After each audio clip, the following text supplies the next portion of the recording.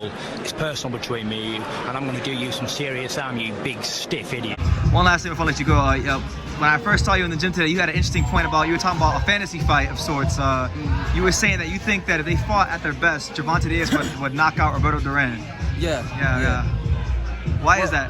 Boxing, like, I know that it looks, because it's like less activity, it's less stars going on, there's less sparks going on in boxing, to a point where people miss the fact that people are just getting better. Floyd is just that much better. You know what I mean? All of these fighters that are fighting today are just that much better. You know what I'm saying? Now, I can't say that for like heavyweights, because you got people like Riddick Bowe and Evander Holyfield. We had a lot of smaller fighters that actually knew what they were doing.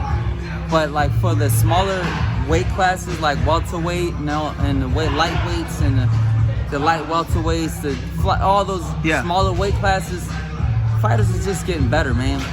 You got Gervonta Davis that can knock almost anybody out.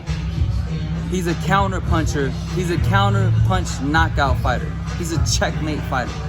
You know what I'm saying? Now you have somebody like that, and if you put somebody like Duran in there, I would wager that Duran gets knocked the hell out. Why? Because Duran's gonna come forward.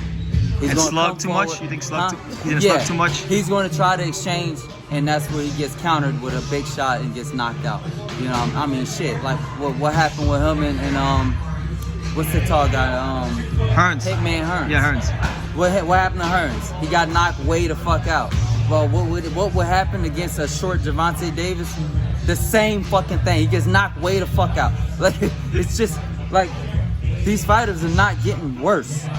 You know what I mean? They're getting better. You put these same guys from the past under the same circumstances in today's world with less fights, longer layoffs, fucking more attention to detail. We learn from the past. Mm-hmm. That's the reason why we're better than the past. You know what I mean? We stand on the shoulders of giants. You know what I'm saying? Roberto Duran is one of the giants. He learns how to use grappling skills to trap your hands and catch you with a knockout shot from almost this close. Like, it's for a reason. We learned from those guys. And that's why we're like, no, I would never wager one of the fighters from the past to beat one of the fighters from today. Never in any weight class? The only person I can even say, oh yeah, like any person from the past could probably beat is probably Wilder, because he has no actual technique. You know what I mean? But he's one of the most, I don't know, gifted punchers. You know, he's got a fucking magic punch.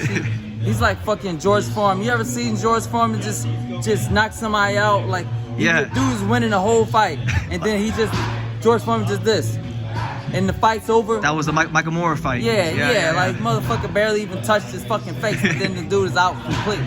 Yeah. You know, like, Wilder's one of those jokers. You know what I mean? So who knows, man? But like, no, I like today's world. Like, things are a little bit different. Fighters are not getting enough momentum. That's the reason why tell you the truth, you want to know who the scariest motherfucker today is? In boxing? Yeah. The scariest motherfucker is the one that's having the most fights. Devin Haney. Oh, okay. He got way too much fucking momentum. I don't even want to fucking fight that motherfucker. You know what I mean? Like, he got way too much momentum. Too sharp. Who the fuck is going to stop him? Because he has consistent fights, and he's got a lot of momentum. He's not held down by promoters that only make a fight for him like once a year. You know what I'm saying? And then it'd be spotty sometimes, like he might miss a year. Yeah. And this and that. No, he's consistently developing. He's consistently taking fights that are getting a little bit better. He's seeing different looks as well, you know, exactly. Different styles. And that's how you could take somebody with very little ability, very little skills, and very little power, and fucking dominate most of the fucking boxing world.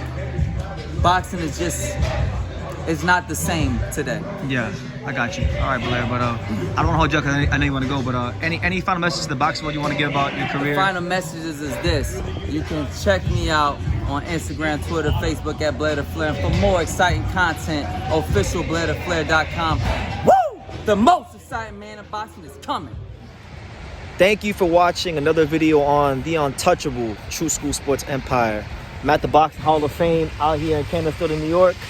And for more great boxing content just like this video, make sure you click and subscribe right over here.